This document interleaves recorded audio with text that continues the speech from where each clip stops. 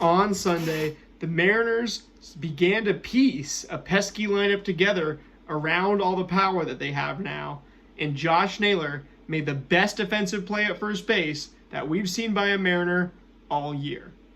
Welcome to the Dom Skeen channel, your one-stop shop for the Mariners storylines on Seattle's minds. And Sunday's game, we win 5-4, a one-run game that you take to take the series win and not accept a series split against the Texas Rangers, finally ending a 10-game streak of games against division rivals, and finally earned that off day yesterday on Monday. In this game, you get out hit by Texas 6-5 and an expected batting average 238 to 222. Some real low expected batting average totals, save for that 323 that we had in Gino's first game here. But you look at this lineup, it's getting more consistent with this same order that we've been talking about. And we're going to see it again tonight as well. But Logan Evans starts this game for the Mariners on the mound, and he gives up 8 hard hits on 80 pitches. That's about what we'll accept that, but anything more would not be great. And he gets through 5 innings, only allows 3 earned runs on 5 hits, no walks, 3 strikeouts, a homer on 80 pitches. Like, this is exactly what you should expect from Logan Evans, a back half of the rotation type of guy. But the Mariners make sure that Jacob deGrom doesn't do much better. They make sure that he also can only go 5 innings, that it takes him 95 pitches to do so, that he gives up 3 home runs instead of Logan Evans 1, that he only gets 5 strikeouts in those 5 innings and facing a ton of hitters, gives up 4 hits and 3 walks, and when you capitalize with 3 homers, that turns into 5 earned runs in 5 innings for Jacob deGrom, an easily top 5 starting pitcher in the MLB right now and of this generation. And that's really the story of the game. You get them there. The Rangers do threaten late in the game in the 9th inning, make it a little bit interesting as Munoz walks a guy. But Munoz walks Adolis in the 9th. It gets a little bit interesting with Sam Haggerty, actually, who pinch runs for Jock Peterson, too. Anyway, looking at this lineup, the main thing that we're interested in right now, JP goes 1 for 3 in that 8 spot. Jorge is looking comfortable in that 6 spot, goes 1 for 3, and both of them hit homers. JP just 1 day removed from his walk-off homer. Then Julio goes deep again, and he is the first player in MLB history, believe it or not, to go 20-20 in each of his first 4 seasons.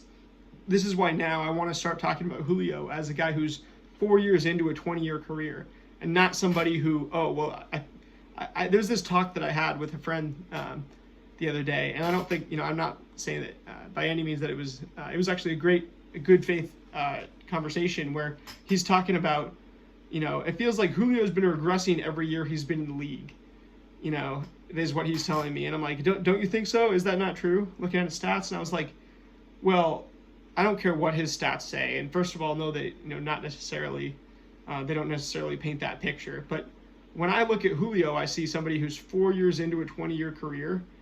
And is it really possible that this insanely talented baseball player, this insane prospect, was getting worse from the time he was 21, to the time he was 22 to 23 to 24, and then he's going to keep getting worse over the course of his career? Absolutely not. I think that Julio is still growing, and it's hard for us to evaluate him just on the surface by his stats right now, because he is one of the most talented players in the majors. None of us should be surprised that he's turning it on the second half like he always does. But, when he, the only way to analyze Julio a little bit better and a little more sobering after this is next season when he starts out slow, you have to not panic as much, and you have to have a little more of a controlled approach to that, and just say, well, he's always heats up in the second half. Who are we to argue if he keeps doing it? He obviously has the skill to hit some of these breaking balls. But he is, I compared him to DK Metcalf sometimes because he has so much skill sometimes that it's hard for him to use it correctly and not overrun a route in DK Metcalf's case, or overswing on a breaking ball in Julio's case, or overcommit to his swing or anything like that. But Julio is an absolute joy to watch right now. He is punishing pitchers. And if you had to pick somebody in the Mariners lineup when you're going up against like the best pitchers in the league, right? Julio is somebody who always hits homers off of the best pitchers. I just think that's worth pointing out as well. I'm not going to recap this game way too much, but I'm going to say leading into tonight's game, I'm really excited to sit down and watch this lineup a little bit closer. Finally back in Seattle, not on the road. We got Davis Martin going up against Brian Wu tonight, and we have this same lineup that should be really a 1 through 9 going forward without many platoons. Randy, Cal, Julio, Josh, Gino, Jorge, Dom, JP, Cole. I want you guys to let me know. I guess for comment question of the day, I'm just going to say bold prediction. Give me one bold prediction for this Mariners lineup. Tell me one player that you think might not play the majority of at bats at that position the rest of the way. Mine would be I think that Polanco might not play the majority of the DH reps, and I think that Suarez could move there, and then you could slot Williamson in at third. Tell me what you guys would do if you could make one tweak to the new edition of the Mariners lineup. What would it be? And then for my game predictions for today, first time in a few weeks, a little bit rusty, but I'm going to say that the Mariners win this game. I'm going to say that we win the game 8-3. I'm going to say Brian Wu makes it a good ways into this game, gives up maybe 1 or 2 runs, but holds the line really well, and that the Mariners really tee off tonight. And we have too much power where, and now even predicting the home runs is going to be super fun. We know most of this lineup is just going to be trying to hit them.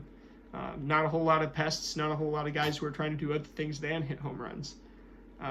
So I'm going to go ahead and take, Julio is red hot, but I do have the Cal All-Star shirt on, so I'm going to take the boy Cal Raleigh tonight. That as far as Brian Wu's strikeouts, I'm going to go 7 strikeouts for Brian Wu. The White Sox have been surprisingly good in certain statistical areas in the last month and a half.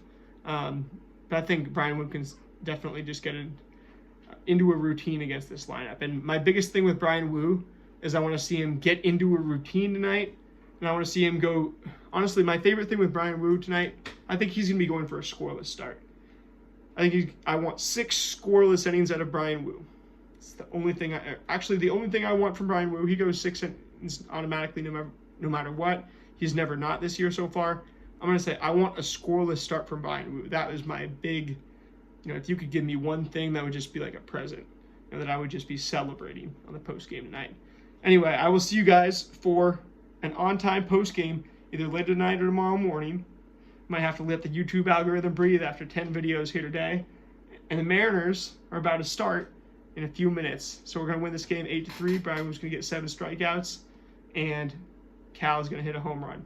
That being said, I will see you guys tomorrow to recap it. Go M's.